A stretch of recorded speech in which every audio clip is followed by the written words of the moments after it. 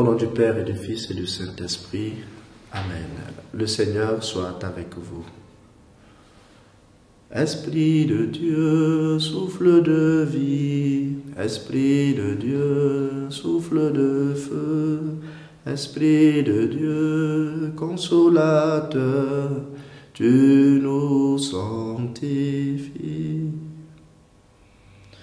Évangile de Jésus-Christ selon saint Luc.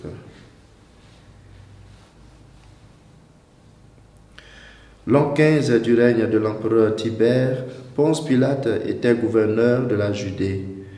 Hérode était alors au pouvoir en Galilée. Son frère Philippe dans le pays du Turée et de Traconitide, Lysanias en Abilène, les grands prêtres étant Anne et Caïphe. La parole de Dieu fut adressée dans le désert à Jean, le fils de Zacharie. Il parcourut toute la région du Jourdain en proclamant un baptême de conversion pour le pardon des péchés, comme il est écrit dans le livre des oracles d'Isaïe, le prophète. Voix de celui qui crie dans le désert, préparez le chemin du Seigneur, rendez droit ses sentiers. Tout ravin sera comblé, toute montagne et toute colline seront abaissées. Les passages tortueux deviendront droits, les chemins rocailleux seront aplanés, et tout être vivant verra le salut de Dieu. Acclamons la parole de Dieu. Voilà déjà le deuxième dimanche du temps de l'Avent, sur les 4 que nous avons pour préparer la célébration de la venue du Messie dans le monde. Et aujourd'hui, l'Évangile nous présente l'entrée en scène d'une façon majestueuse et semblable à celle des grands de ce monde, la venue du précurseur du Messie, Jean, qui deviendra le Baptiste. Il est le tout dernier prophète.